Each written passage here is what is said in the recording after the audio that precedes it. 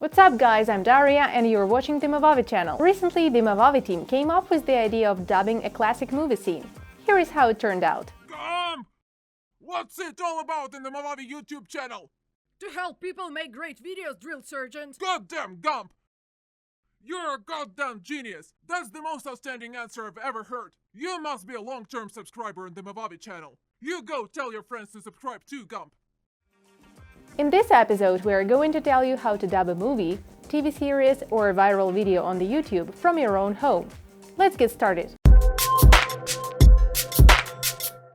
Please don't hate us for messing around with the classics. Changing just the voiceover in famous movie scenes so it all makes completely different sense is a lot of fun. Viewers recognize the scene but don't expect the dialogue to be random, which creates a comic effect. By the way, short videos like this are a great idea for a comedy YouTube channel if you have one. But people record their own voiceovers to movies, TV series, shows and popular YouTube videos for more than just joking around. Have you ever wondered how non-English speakers watch Hollywood blockbusters?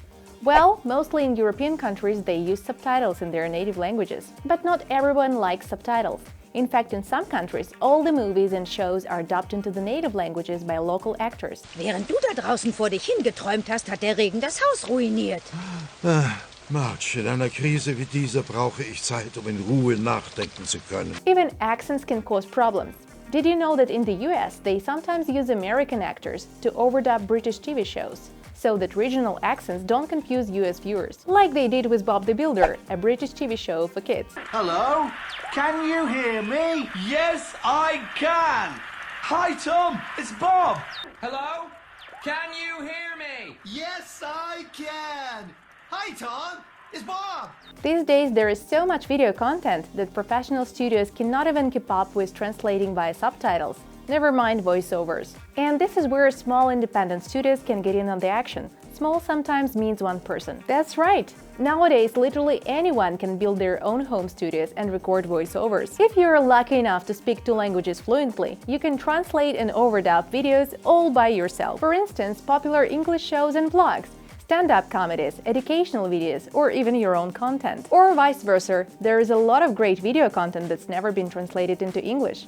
So you could be the one to bring it to the English-speaking internet. Some YouTubers even build entire channels around overdubbing great stuff no one has ever seen in English. Others translate their own content to reach out to new audiences. Whether you're interested in providing translations or just messing around with the classics like we did at the beginning of this video, you should know that recording an overdub is easier than you think. Basically, a simple microphone and some recording software is all it takes. But let's go step by step to understand how it works and what you should bear in mind before you start recording an overdub. Microphone. There are three basic microphone types: USB microphones, condenser microphones, and dynamic microphones. A USB microphone is the simplest type. This kind of microphone is not expensive. It is mobile and can just be connected to the computer directly. It can also start recording as soon as it is connected. Not long ago, they weren't treated seriously. They were just supposed to be used for Skype sessions. But now, models like Blue Yeti or Blue Snowball are frequently used for podcast and stream recording, as well as for voiceovers in home studios. One can purchase a decent USB microphone for about $100 to $200. I'd recommend you to get a mic of this type. A condenser microphone is more of a pro item. The cheapest one is about $150. As for the most expensive, whoa, I don't even dare to say it out loud. Those microphones can be found in large studios and most commonly used for vocal music recording. They have good sensitivity at middle band and high band frequencies. It can't just be connected to a computer. First off, a phantom power supply is required. In addition, you're going to need an internal sound card or another audio interface. There is a condenser microphone in the studio where we record voiceovers for the Movavi vlog. It is one of the cheapest models and it costs around $150. The wire goes straight from the mic into the phantom power supply block. It is a small box that has to be connected to a socket. Then the second wire goes straight to the internal sound card. The microphone sensitivity and the sound volume in the earphones can be adjusted here. The sound is transmitted through the USB wire from the internal sound card into the computer. The third microphone type is the dynamic kind. These are pricey too, and also require an audio interface, but there is no need for a phantom power supply. It is dynamic microphones that are used on the radio. One clear upside is that it smoothes out abrupt sounds in the recording process, but a downside is its really low sensitivity. The speaker has to stand very close to the microphone. However, it works just fine for voiceovers. Headset earphones. This will come in handy if you want to hear the original audio track of the video that you're dubbing. You're gonna need closed headphones. You might be wondering if ordinary earphones will do. Well, you see, you gotta be able to listen to the original and read the text for dubbing at the same time. Open headphones just don't have this right type of isolation, and it means that when you record your voice, the microphone will not only record your voice, it will also record the original audio track. And later on, you will have problems with editing the recorded voice, and there will be some sound overlaps. Well, not really a good outcome. So I strongly recommend you use closed types of headphones. Pop shield. You might have seen this strange-looking item in front of a microphone in music videos. It is called a pop shield. It's capable of suppressing plosive sounds like B or P. It can also reduce the sound of your breathing. Well, its cost is around $20. It is a small but useful addition to your toolkit. Room. As you see, we've got sound baffles in the form of acoustic wave and pyramid foams. Any idea why we need them? Well, nope, it's not a special design.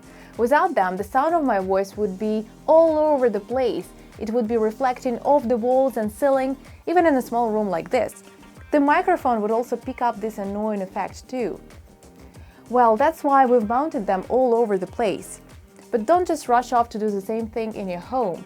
Here is a little life hack. Strange as it may seem, the sound gets absorbed just fine in a fully furnished living room with some objects and clothes hanging around and a carpet. Even with a simple setup like this, there will be no extra echo in your voiceover. You need to stand right in front of the microphone. Choose the right position while the voice is being recorded. Most microphones have a cardioid diagram, that is, in a shape of a heart. They capture the sound right in front of the microphone. This is the best position for dubbing. If you get too close, the sound will come through with these low, soft frequencies. Well, my advice is to keep a distance of 2 palm widths, just like that. The dubbing text. If you need to record dubbing, make sure you have the original text at hand. It'll ease the process of tracking the cues.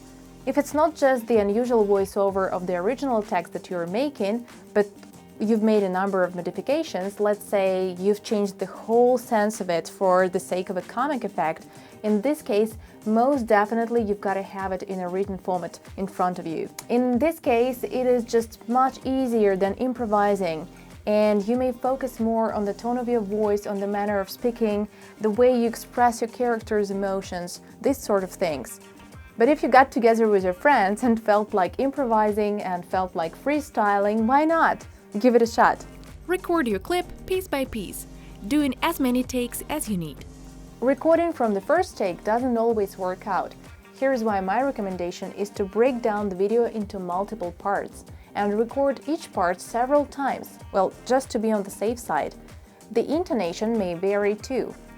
Later on in the editing program, you'll be able to cut out extra cues, and believe me, you'll have some options to choose from.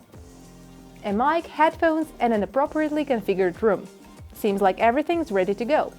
The only thing left is the video itself and a program to record the dubbing. This is how we recorded our overdubbing on the movie fragment you saw at the beginning of this episode. We've used Movavi video editor program for the recording. Let's drag our video onto the timeline. It already has an audio track with the original voiceover. We're going to need it so that we don't get confused and can precisely keep track of the character's cues. Press play, listen to the original, then press pause. Select a short segment for your dubbed recording. Start with something that is under a minute. With practice, you'll master the process and be able to record the voiceover on larger segments of a video in one pass. If there are several characters taking part in the scene and you're the one recording overdubbing without anyone else's help, you can first record the cues of one character and then move on to the other character's cues. Let's click on the microphone icon. We'll select the microphone we'll be using in the audio device section. Now on to the recording quality. I'd go for mono, no lower than 44 kHz, but check the way your mic works beforehand and set the level of the mic sensitivity. The green bar indicator will help you determine if the sound is overloaded. Next, press Start Recording. After the countdown, the program will start recording your voice. In the headphones, you'll hear the original sound of the video, while in the preview window, you'll get to see the displayed video. Don't worry if you flopped your lines. Record a few takes. Don't make it your goal to record the whole thing at once flawlessly. Very few people could manage that. Stop the recording when the selected fragment is over. Now let's record the second character's cues. We can repeat the same actions as for the first character. Now we have to cut the recorded tracks into cues. Let's get rid of the pauses, because they are not needed. You can always split the recorded segment into smaller sections by cutting it, or remove the lower quality versions of some cues and re-record them separately. Let's build up our dialogue from the selected cues. Just like that. Now let's listen to what we came up with. What's it all about in the Movavi YouTube channel? This army? To do whatever you tell me, drill sergeant? Get them! After we have recorded our own overdubbed version, we can delete the original soundtrack from the video. In this case, right mouse click on the audio track and go for Detach Audio. Now the sound and video are separate, and we can easily remove the audio track, this way. To lose any unwanted background sounds from your recording, go to Tools, Audio Properties.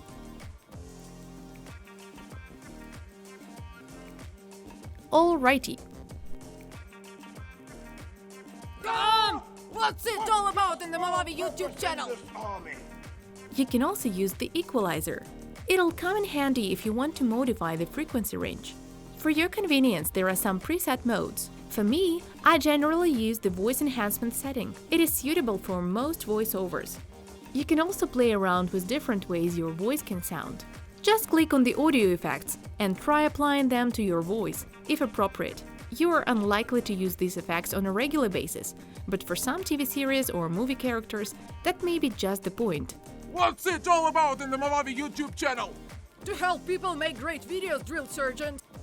Well, it looks like everything is done. Now we can save the video with our overdubbing. I guess it turned out pretty funny.